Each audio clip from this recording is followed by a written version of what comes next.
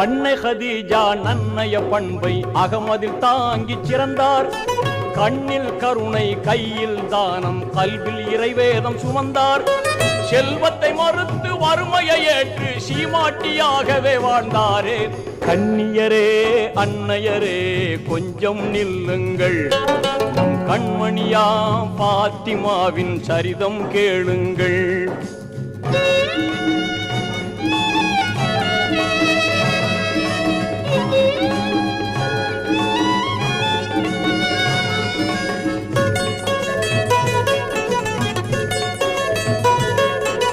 வானவர் வாழ்த்த யாவரும் போற்ற வீரர் அலியை மணந்தார்.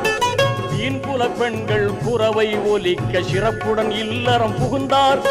கணவர் அலியை கண்ணுக்குள் வைத்தே கனிவாய் பணிவிட செய்தாரே.